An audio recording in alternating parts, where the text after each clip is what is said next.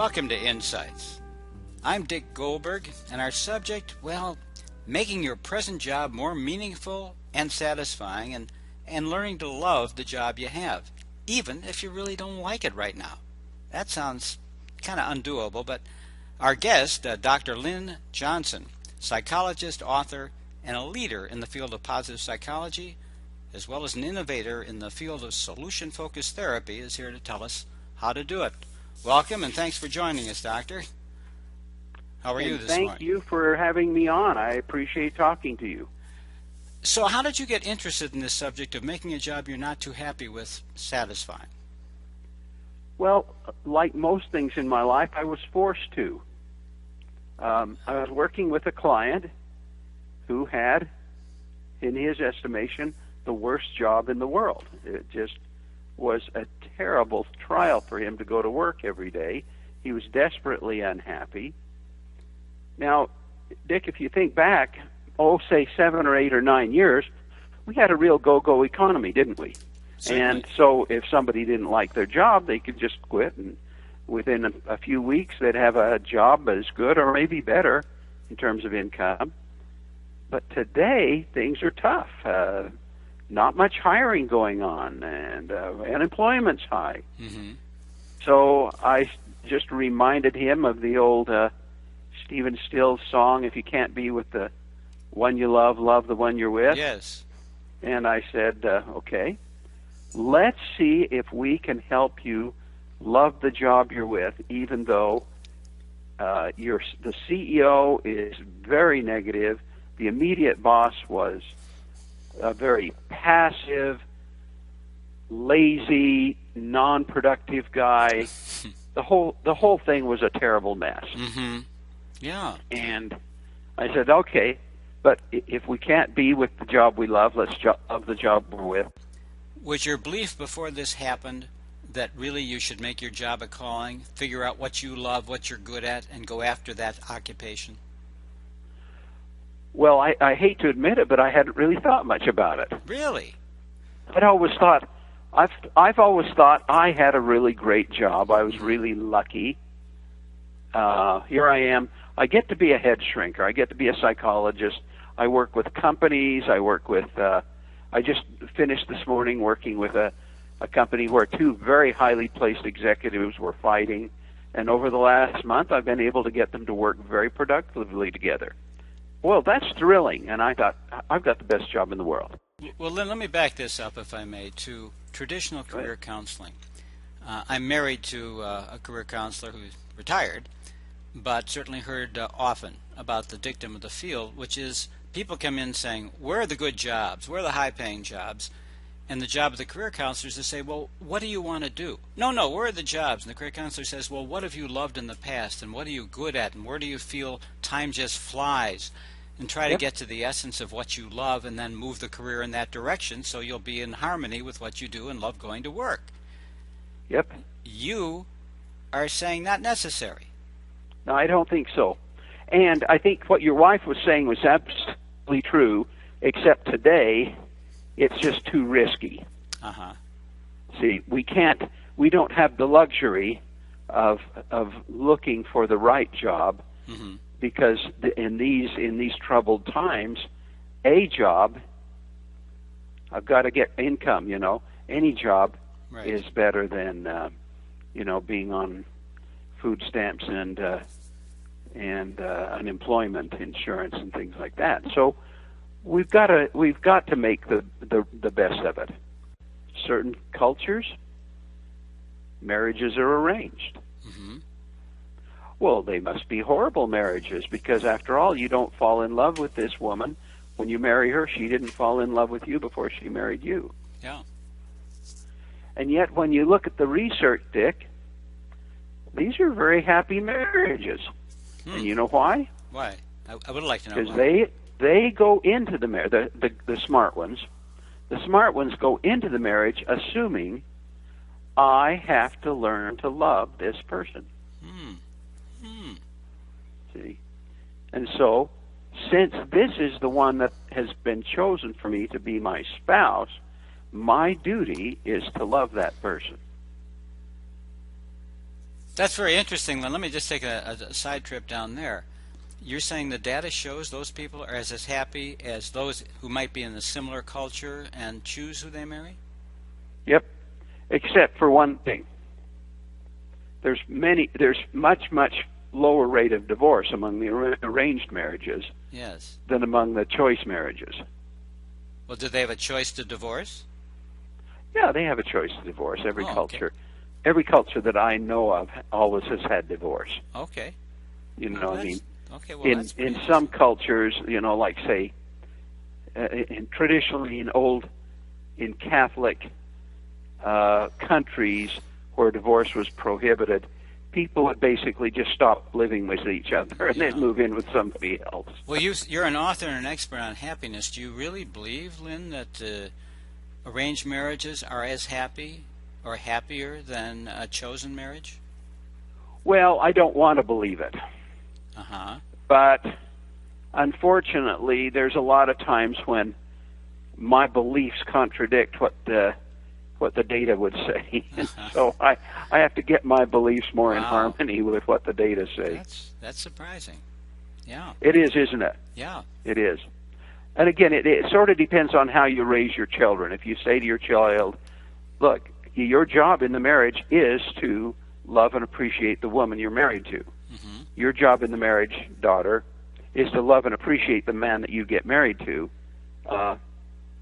That's your job. That's your calling. That's your assignment, you might say. Well, you know, again, we're taking a side trip. It's interesting to me, if you applied that same theory to marriages that are normal, or what we know as normal chosen marriages, but use the same principle of making sure you see all the good in your spouse, how do you think that would affect our marriages? Well, I think it's a secret that we cannot let get out because it would ruin the marriage counseling industry. Tell me. Imagine if everybody assumed that my highest and best calling in this marriage is to decide to be constantly delighted by this person I'm married to. Mm-hmm. Always delighted. And it's your job, see? Uh-huh. I would assume that doing that kind of, again, fits things in happiness like gratitude. Yeah. And so you can use skills like gratitude as a way to improve the feelings you have about your job. You know, for example, the one fellow I was working with whose job was very stressful. It seemed like I saw a whole bunch at one point, and that's why I wrote that book, is that I figure when several things show up all at the same time, then I ought to pay attention to that. Yeah. And so I challenged him, okay, when you get home tonight, tell your wife 3 good things that happened today at work. That's all, just 3 good things. He said, well, I didn't get fired today. Mm-hmm. That's good. Mm-hmm. As soon as he had said that, immediately he thought of one other thing. You know, I think I've got a client that I think I've got a contact I might be able to turn to a real customer here. I made a really good contact today. I'm grateful for that. And I went to lunch today with a coworker, and he and I talked about how we're handling the job, and it was kind of a relief to blow off steam, and that was very helpful. Well, now, you see what's going on there. Once he had made the first step, anything that he felt grateful for, then others started to come to mind. And so, if you're going to fall in love with a very unlovable job, then you have to you have to do some heavy lifting, and one of them is to maybe do a daily gratitude diary about what good things you can notice in your job. Anything else we need to do? Oh, Dick. I mean, it was such a blessing to me to be working with these people who hated their work. Mm-hmm. Why is because that? I had to really stretch. Now, what's another thing? Then what you do is you analyze you analyze the gratitude, right? Okay. So it turns out that he went to lunch with a fellow at work, and you know what? That cheered him up. It cheered his colleague up. Well, what's the principle behind that? The principle is, okay, make a couple of friends at work. In other words, your job is to reach out to people, to look for, how can you help them? What can you do to cheer them up? Let's say you're working in a terrible place. Is there anything you can do to cheer at least one person at work up and try to make her life better, his life better? And so we would analyze the things he brought in terms of gratitude items, and then look for the principle behind it, which would be connection in that case. See, it's kind of an emotional connection with somebody at work. Yeah, now we're getting somewhere. And that helped him. Is there any other things we can bring to the job besides the gratitude and analyzing what's behind that gratitude? So many. Okay, I'm ready. All right. Now, at the University of Utah, we have a brand new basketball coach. And we've had a terrible team for the past few years. I mean, just really terrible. And finally, they replaced the coach. They brought in a new guy. He had actually played for the Utah Jazz when he was a player and liked it, liked the area, liked the mountains, liked the recreational opportunities. And he was really glad to get a job offer at the University of Utah coaching. And he said something interesting in one of his interviews. He said, I had actually wanted to come back here a long time before that, but he said, everything happens for a reason. Now, did you catch that phrase? Everything happens for a reason. Now, that's a very interesting phrase, because on the one hand, from a strictly scientific, materialistic point of view, it's absurd. Lots of things that happen that are just random, Why was there a terrible hurricane here and not there? Why was there a tornado in Oklahoma but not in Texas? Well, it's just random stuff, right? But what you find is that people that are very resilient, they're kind of tough-minded people, they nearly always endorse a kind of a things happen for a reason attitude. And that's just extraordinarily helpful. See? Now, in this case, what we did is we took that principle and applied it to the guys that I was coaching with their bad jobs. And I'd say, all right, now, at the end of the day, write down one bad thing that happened, and then we reframe that thing as there's something behind this that's good. There's something of value here. Can you give us an example? And so you reframe it from bad to good. In other words, a bad thing happened. How can I make it good? Or how is it also good? Or what can I learn from this? When Larry was interviewed about his new coaching job at the University of Utah, I think the point was he felt like he was now an even better coach than he would have been if they had hired him 6-7 years ago.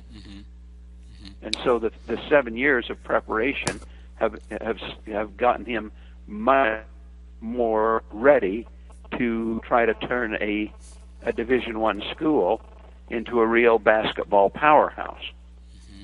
So he said, I wish I could have come here years ago, but everything happens for a reason, and the notion is I'm now a better coach than I would have been if they'd have hired me 7 years ago. Of course, he's got the job he wanted now. He needed to use this on himself 7 years ago, and he wasn't feeling so good about his job, saying there's a reason here.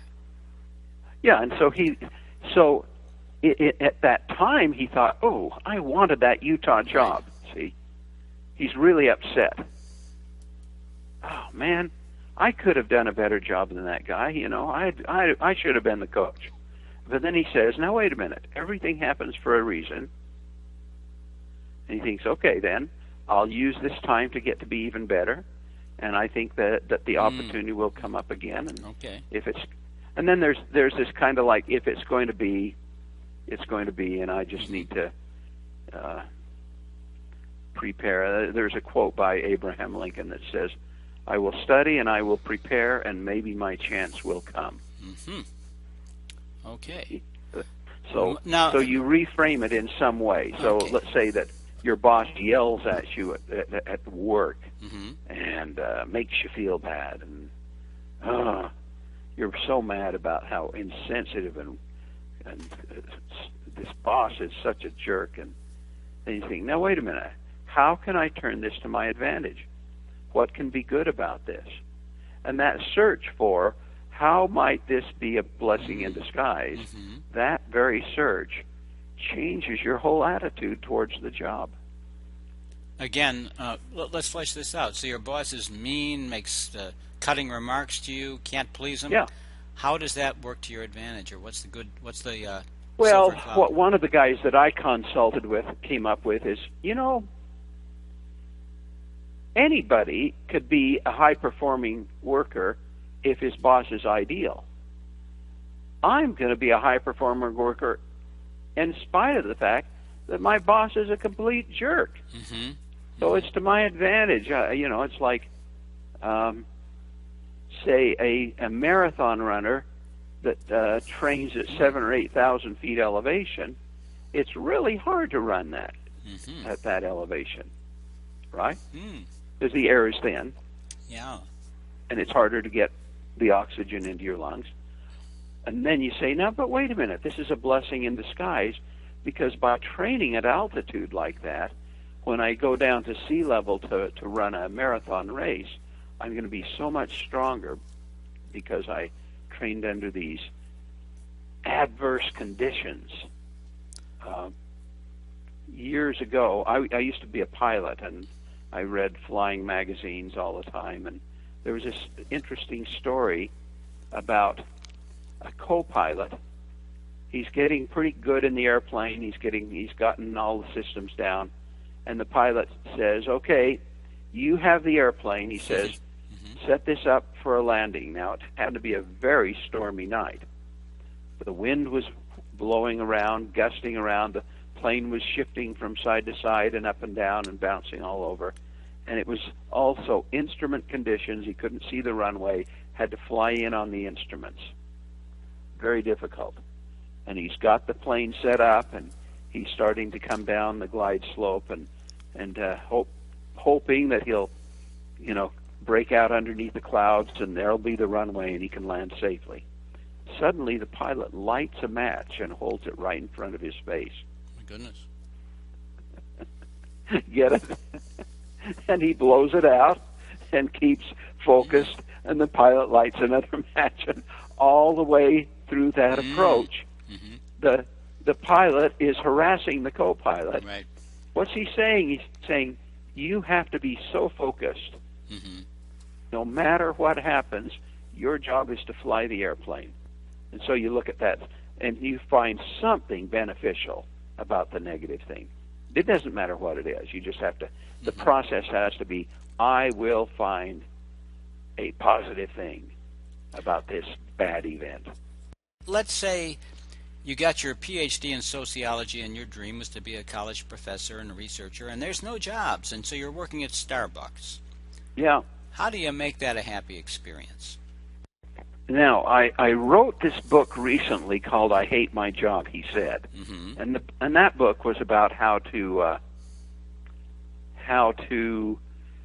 transform a really unworkable job into at least something that you could work with. Okay. Now, I'm now in the process of writing another book, because I thought, I haven't said everything on it, and my new book's going to be something about really loving your job, because why? It becomes your calling.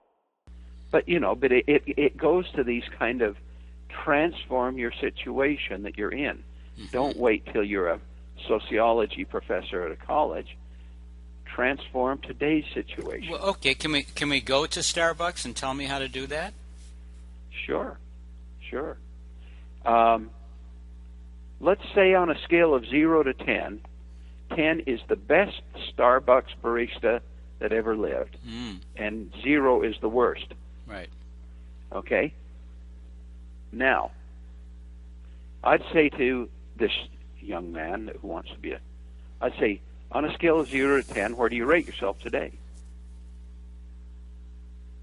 And he says 2 or 3. 2 or 3, exactly. Because he's unhappy. Right.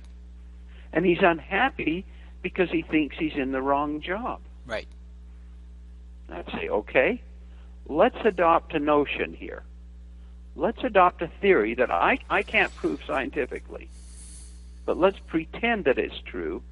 It's the as-if principle. You act as if it were true to see how what effect that it has on you. And let's pretend that you're actually in the perfect job for you for this point at this point in your life. Okay?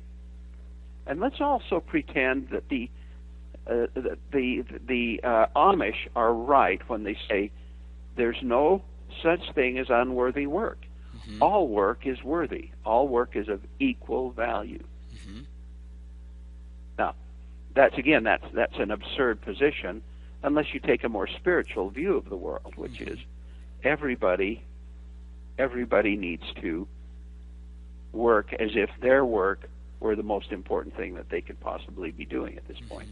And so I'd say, okay, what will it take for you to move from a 2 or 3 up to maybe a good solid 4? What would you have to do? If you were at a 4 for the next week and we talked about what you'd done differently, what would you tell me you'd done differently? Now, we've got him thinking, haven't we? Yeah. I'd say, look, what we're going to do, we're going to follow, it's interesting, you said sociology. We're going to follow a sociological principle. Okay? There's a book, or there's an article, not a book, a scientific article. It's an article that appeared in the journal Science. Now, when you look at the word, the journal Science, don't you expect the very highest quality scientific articles? You bet. Absolutely. It's by Robert Merton, M-E-R-T-O-N. And the article is called The Matthew Effect in Science. Now, the Matthew effect is those that are successful get all the rewards. And those that are not successful, they get the dregs, they get the leftovers. Here's what we're going to do. We're going to coach you to assume that your calling is to serve coffee in such a way that people leave that Starbucks being grateful that that you stepped into their lives, that you played a role in their life today.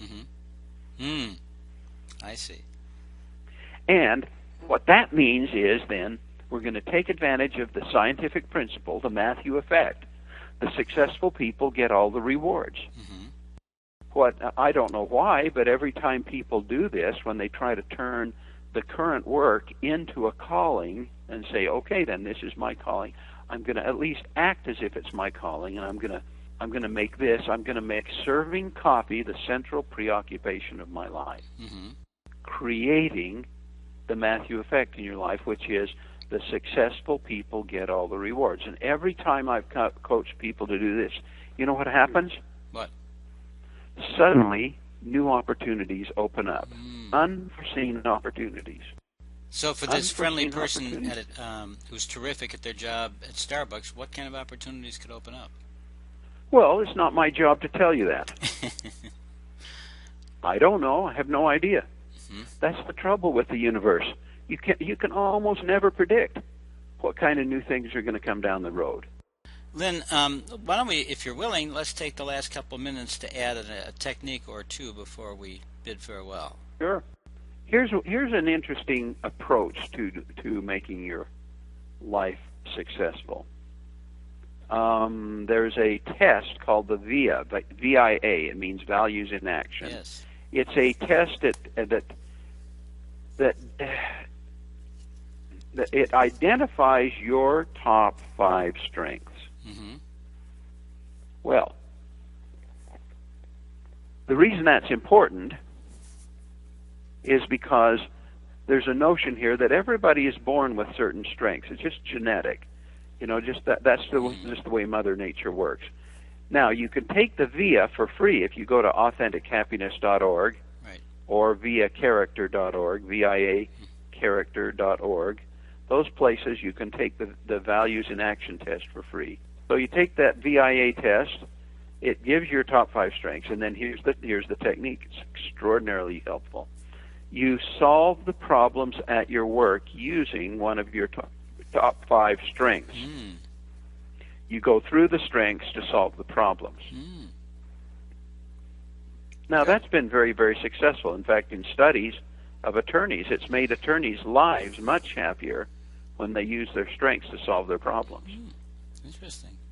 So naturally, it'll work with everybody. Can you give us one more? Sure.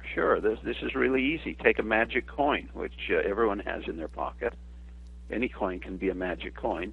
You flip it. If it's a heads, then that day at work, try to smile an extra amount to everybody at work. And if it's tails, don't try to smile any more than you usually do. And then keep a diary about the days you smile versus the days you do the regular amount of smiling. And see if you feel better, if people treat you better, if the day goes better, and you keep that diary. You got me hooked. I want one more. Those are a couple of really excellent techniques. How about a third? This is fun. Oh, you're going to really put me through the ringer, are you? I'm trying. Well, a third would be to connect with people more. Look for relationships you can build and try to connect based on how can I be of help to that person. The connection feature. In other words, make friends with people. Try to treat them as if you were their friend. Try to be kind to them. Smile at them. Appreciate them. Think about what they do for you. Think about the privilege it is to work with them. One thing I would say to everybody is remember the power of the as-if principle. If you will act as if this is your calling, no matter whether you're teaching at the university level or whether you're serving coffee at Starbucks, pretend that's your only calling, and that your whole life will boil down to, did I do the very best job I could? And that's not exactly a technique so much as it's a core philosophy.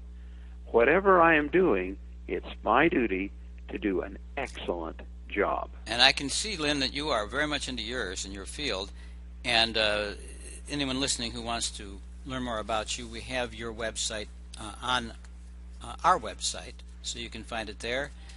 And Dr. Lynn Johnson, I thank you very much for sharing all this with us. And I hope you join us on the next edition of Insights.